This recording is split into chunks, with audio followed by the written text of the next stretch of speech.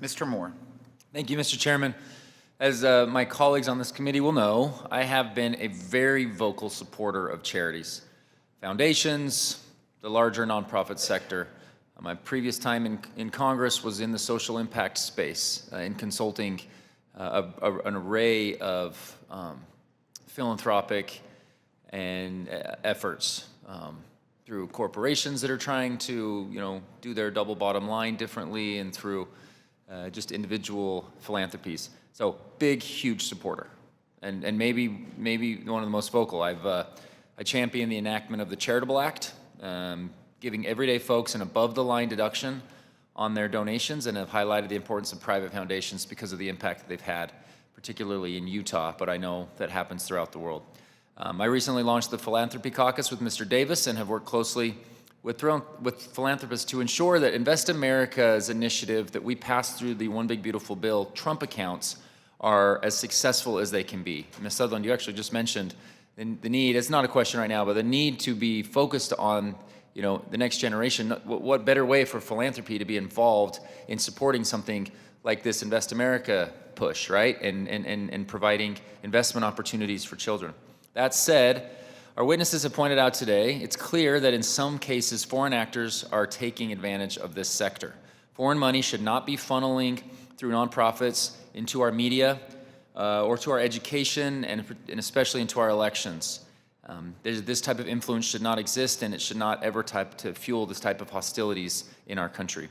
If we want a strong nonprofit sector to survive and for more support to come towards it, which I would love, we should all want to make sure that the loopholes are closed and that there is immense trust in the system. Mr. Dubinsky, you've addressed some of this today, and many of you have talked about it, but I want to just ask one more simple time. What specific gaps in the IRS's current tax-exempt oversight system are at the root of this problem? Quite simply, lack of information that's actionable. If you go back to the forms, it doesn't ask about fiscal sponsorships. There's not even a checkbox for it. Someone mentioned that it's up to the not-for-profit, the actual sponsor, to have a narrative about it. That leaves that open to how much is in that narrative, how much can be gleaned from that about what's going on. So I come back to it that the form it's old, it's outdated, it needs to be brought into line with what's going on in today's world. Give the IRS the tools they need, the AI, have them develop better AI systems to take this information and figure out how to use it properly in a non-political way to make sure that our system is safe and Americans can trust the charitable system.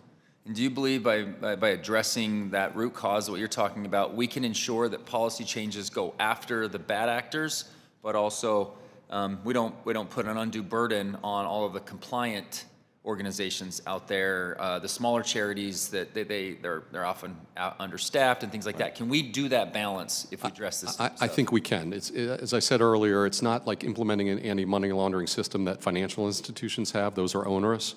I think there's a middle ground, or even lesser than a middle ground, to redesign these forms and not put an undue burden on charitable organizations.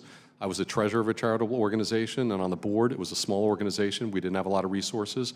But to answer some simple questions about these topics that we've talked about is not going to put an undue burden on charitable organizations. Ms. Sutherland, I did mention you earlier. Would love your thoughts on anything that I've asked, and I'll wrap up my time. Thank you for that question. I agree. I'm obviously, much like you, and I think we all are, a huge fan of the charitable sector.